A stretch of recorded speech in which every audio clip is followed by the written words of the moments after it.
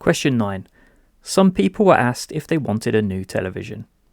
70% of the people said yes, and then 80% of the people who said yes wanted a television with a large screen. What percentage of the people asked said they wanted a television with a large screen? Well, if you've got 70% of people initially and then 80% of that 70%, we need to multiply these values together. And so as decimals, 70% is 0.7, 80% is 0.8, and then you can do this on a calculator should you wish. 0.7 multiplied by 0.8 is 0.56. We can multiply this decimal by 100 again to get it back as percentage, which gives us a value of 56%.